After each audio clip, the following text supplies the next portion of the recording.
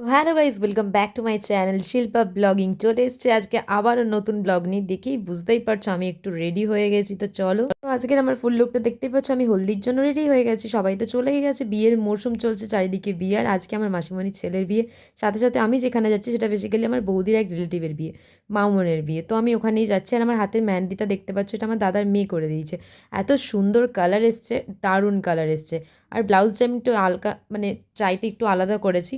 আর golden chain যেটা কানে দেখতে পাচ্ছ, এটা আমার মাসিমণির, অনেক পুরনো, আমি যত্নে খুব গুছিয়ে রেখেছি। অ্যাকচুয়ালি আমার প্রতিটা জিনিস আমার খুব শখের। তো চলো, আমি বেশি কথা না বাড়িয়ে রেডি হয়ে গেছি। ভিডিওটা পুরোটা দেখতে থাকো, লাইক কমেন্ট চ্যানেলটাকে সাবস্ক্রাইব করে দিও। আর আমি বেরোবো স্কুটি নিয়ে। সো বেশি কথা না বাড়িয়ে চলো বেরোনো যাক। টাটাও। আগে বলে দিই, আমি আমার রেডি হওয়াটা আজকে দেখাতে পারিনি, তার জন্য এক্সট্রিমলি সরি। বাট হেয়ার স্টাইলটা দেখেছো, লাইন্স তুলে নর্মাল সিম্পলি করেছে। আর গলায় একটা হালকা চেন পরে নিলাম বেরোনোর আগে। আর লিপস্টিকটা আমি একদম নিউডের মধ্যেই রেখেছি, ঠিক আছে, যাতে আমার নিউড সেটটা একটু মানে ফেসটা একটু গ্লো করে। তো চলো বেরোনো যাক, বেরোতে হবে, দেরি হয়ে গেছে অলরেডি। বিয়েবাড়িতে তো আসা অলরেডি আছে, তার থেকেও বড় বাহানা হচ্ছে আমার কাছে আমার এই মিহি, মানে ওর মা ওকে জুনি বলে ডাকে আর আমি মিহি বলে ডাকি। আর ওর ঠাম্মি ওকে বনি বলে ডাকে। ও ওর ঠাম্মির সাথে খেলা করছিল, তোমরা আজকে ভিডিওতে দেখতেই পাবে। আমি বেশিরভাগ টাইমটাই ওর কাছে কাটিয়েছি। তারপর চলে এলাম ব্রাইডের কাছে। এই যে আজকে আমাদের ব্রাইড, খুব সিম্পল আর মিষ্টি একদম, দেখতেই পাচ্ছ আমাদের ব্রাইডকে। আর একদম সাজতে পারবে তো আমাকে। হ্যাঁ, সিদ্ধারা তোর বিয়ের আগেই সিদ্ধারা তারপরেই আমি ওকে জাস্ট হালকা করে হলুদের জন্য রেডি করে দিয়েছিলাম। তারপরে একদম উলুধ্বনি দিয়ে শুরু হলো হলুদ, গায়ে হলুদ, দেখতেই পাচ্ছ তোমরা, সবাই মিলে ওকে হলুদ ছোঁয়াচ্ছে। তারপরেই শুরু হলো জোর গতিতে হলুদ মাখানো, মানে ও হলুদ মাখবে না চিৎকার করছে, আর ওর দিদা যে হোক হবে ওকে ধরে ধরে সবাই মিলে একদম হলুদ ঘষে ঘষে মাখা। দেখতেই পাচ্ছ একটুখানি জায়গা মানে ছাড়া যাবে না, যেখানে হলুদ লাগা যাবে না। ফটোগ্রাফারকে সরিয়ে দিয়েছে, ফটোগ্রাফার ফটো ফটো তুলবে না এখন, পরে ফটো।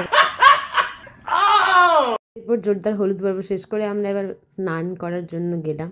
এবার প্রতিটা জায়গায় একটা হয় না কি, নিজের একটা মানে একদম ভাইবসের লোক। তো বলতে পারে এই বৌদি আর বৌদির মেয়ে, বৌদি এত মিশুকে না, মানে এক কথায় বলতে পারো মহল পুরো একদম জমিয়ে। এই রিচুয়ালসটা আছে হলুদের পর, হলুদ স্নান নিয়ে একদম পুকুরে গিয়ে স্নান করতে হয়, ঘটে জল তুলতে হয়। তো ঘটের জল তোলার জন্য একজন থাকে যে ঘটে করে জল তুলে নিয়ে আসে, ঠিক আছে।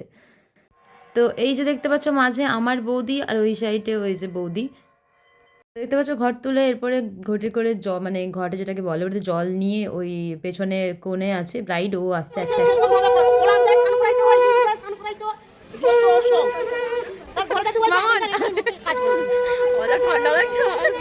শীতকালে বিয়ে করলে ভালো সাজতে পারবি, আর জল পড়ে যাচ্ছে ঘটের।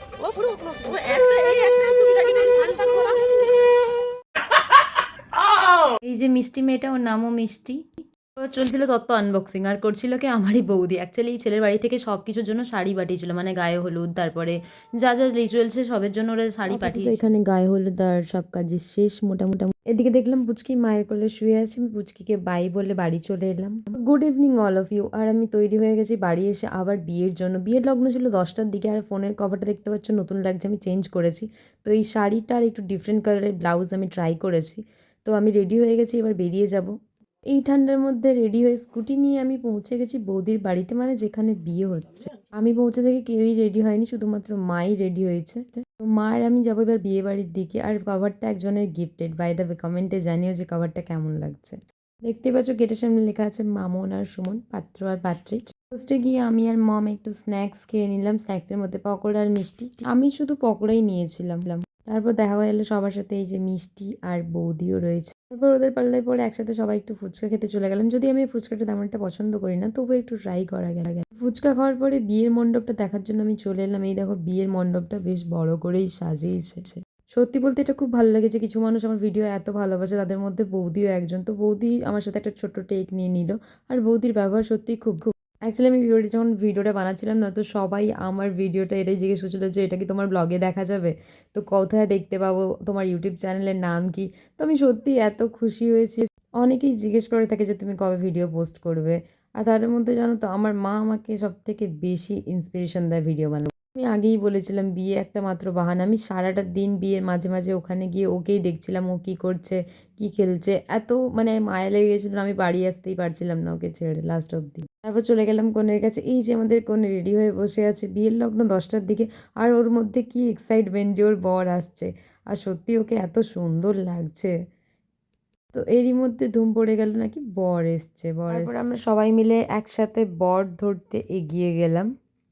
বলতে যত না ঠান্ডা ছিল তার থেকে বেশি ছিল কুয়াশা। এদিকে আরেক কাণ্ড, সবাই মিলে এসে তো রেডি, মাথায় ঘুমটা ঘুমটা দিয়ে ঠান্ডার মধ্যে, কিন্তু বরের গাড়ির পাত্তা নেই, বরকে নাকি চ্যাংদোলা করে নিয়ে যাওয়া হবে।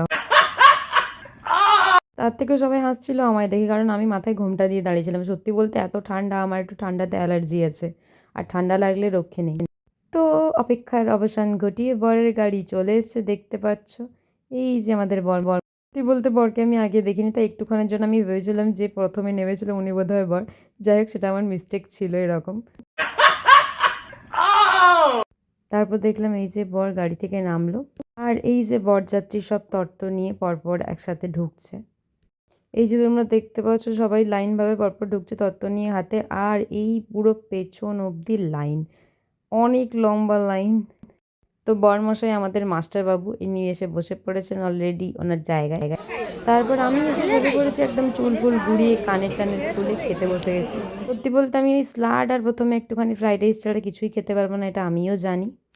অ্যাকচুয়ালি আমার প্লেটটা পরিষ্কার করে আমরা সব কিছু এই বাটিতে তুলে দিয়েছি। আমি আর বৌদি দুজনেরই একই দশা, একটুও খেতে পারিনি কিছু। আমার তো স্ন্যাক্স খেয়েই পেট ভরে গেছে, শুধু মায়ের চাপে আমি বঙ্গর থেকে উঠতে পারিনি।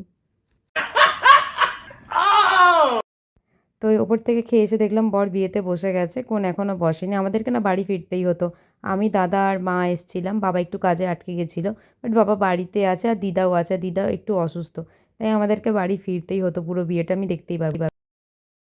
কিছুই খাইনি, বাট যা ঠান্ডা ছিল কফিটাই বেস্ট। দেন আমি হালকা করে ড্রেস চেঞ্জ করে নিলাম, যেহেতু আমাকে বাড়ি যেতে হবে গাড়ি নিয়ে। তো তোমাদেরকে সত্যিই খুব সরি যে আমি সিঁদুরদান পুরো বিয়েটা দেখাতে পারলাম না। তারপরে একটুখানি মনির সাথে কথা বলে নিলাম, ওর আবার রাতে ঘুম পায় না, রাত হলেই জাগে। তো ওর ঠান্ডা লেগে গেছিলো একটু, ও হাঁচছিল। আমাকে তো বাড়ি ফিরতেই হতো, ঠিক আছে। তো আমার না একটুও মন চাইছিল না যে ওকে ছেড়ে আসি, ও এখন মামা বাড়িতেই আছে। দাদা দাদা দাদা